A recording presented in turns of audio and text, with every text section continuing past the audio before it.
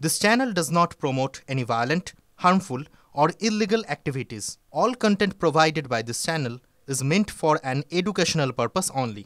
Top quality और consistent performance के लिए सिर्फ सिल्वर पंप नाम याद रखना। ভুতুরে ভোটার এই ইস্যুতে বঙ্গ রাজনীতি যখন সরগরম তখন বনগাঁয় একই বুথে এক ব্যক্তির দুই নামে ভোটার কার্ড। কি বিষয়টা কতটা ভুতুরে আমি জানবো আমার সহকর্মী দীপঙ্করের কাছ থেকে। দীপঙ্কর, এক্ষেত্রে এক্স্যাক্টলি ভুতুরে কাণ্ডটা কিভাবে এক্সিকিউটেড?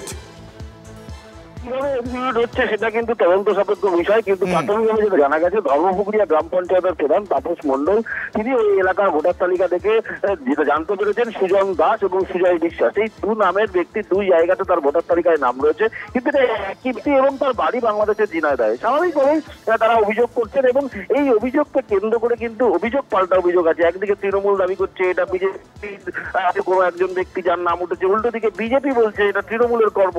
মানে এই জায়গাকে কেন্দ্র করে নতুন যেমন একদিকে তর্ক বিতর্ক শুরু হচ্ছে, অন্যদিকে এই প্রসঙ্গগুলো কিন্তু আস্তে আস্তে দেখা যাচ্ছে বিভিন্ন প্রান্তে এরকম একই ব্যক্তি দু জায়গায় ভোটার লিস্টের নাম রয়েছে এবং তারা দুটো জায়গাতেই হয়তো আলাদা আলাদা করে ভোট দিয়ে থাকেন।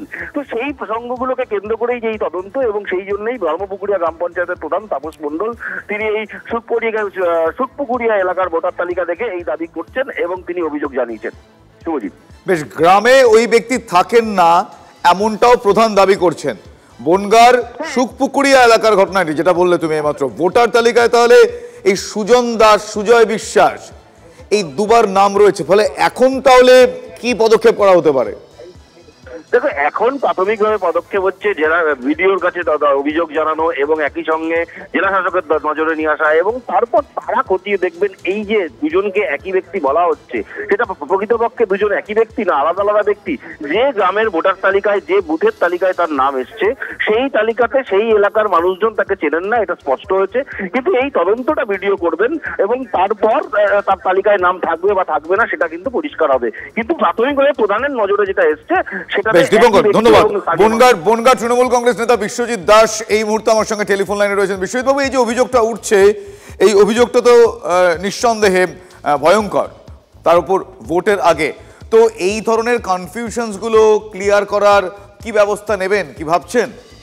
দেখুন, আমরা টোটাল মুখ্যমন্ত্রীর নির্দেশ মতন অভিষেক বন্দ্যোপাধ্যায় ভার্চুয়াল মিটিং এর নির্দেশ আমরা মেনে নিয়ে একদম বুথ স্তরে আমাদের কর্মীরা বাড়ি বাড়ি সার্ভে করছে এবং এই রকম আমরা ইতিমধ্যে এখানে থাকে না অন্য রাজ্যের ভোটার, বাংলাদেশ ভোটার, এরকম প্রায় 10,000-এর উপরে ভোট আমরা পেয়েছি এবং সেটা আমরা ডিএম অফিসে একটা কপি জমা করেছি, এসডিআই করেছি এবং পার্টিকেও আমরা রাজ্যকে দিচ্ছি।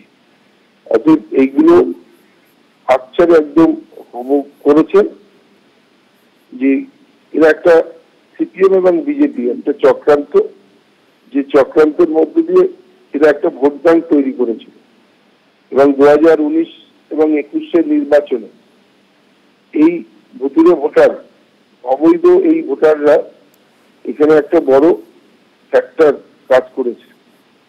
সেটা ধন্যবাদ মমতা বন্দ্যোপাধ্যায়কে যে তিনি সঠিক সময় ধরে আমাদের নির্দেশ দিয়েছেন, সেইভাবে আমরা কাজ করছি। বেশ বেশ, ধন্যবাদ বিশ্বজিৎ বাবু, ধন্যবাদ। পঞ্চায়েত প্রধান এবং বিজেপি নেতৃত্ব কি বলছে আপনাদের শোনাবো। দাস, বাবার নাম সঞ্জিত দাস এবং একই ছবি একই ব্যক্তির সুজয় বিশ্বাস, বাবার নাম সঞ্জিত বিশ্বাস। এই একই ছবি একই ব্যক্তি, যেটা আমরা জানতে পেরেছি তার কোনো রিলেটিভ মারফত আমরা জানতে পেরেছি যে এই ব্যক্তি এখানে বসবাস করেন না। ওই ব্যক্তি বাংলাদেশের এটা পাসপোর্ট, যেটা তার নাম বাংলাদেশের নাম আছে হলো সঞ্জয় কুমার বিশ্বাস। তার বাবার নাম একই আছে যেটা আমাদের ভোটার লিস্টে এখানেও পাওয়া গেছে, যেটা সঞ্জিত কুমার বিশ্বাস। এই তথ্যটা বাংলাদেশের পাসপোর্ট, যেটা ঝিনাইদহ যে জেলাতে হয়তো সে বসবাস করে ওই এলাকায় বাংলাদেশে, এটাই আমাদের মূল অভিযোগ। এবং এই অভিযোগের ভিত্তিতে আমরা নির্বাচন কমিশনের কাছে একটা অভিযোগ জানাবো ভিডিও মারফত। এবং কিনা খোঁজখবর আমরা এটাও পেয়েছি যে এখানে তার রেসিডেন্সিয়াল প্রুফ হিসাবে আধার কার্ড, রেশন কার্ড, যাবতীয় কোনো তথ্য নেই, শুধুমাত্র ভোটার কার্ড, এটাই তার হলো সম্বল। কর্ম তো তৃণমূলের, 3টে নাম, পাসপোর্টে এক নাম, বাংলাদেশে এক নাম, এখানে ডাক নাম এক আর আলাদা।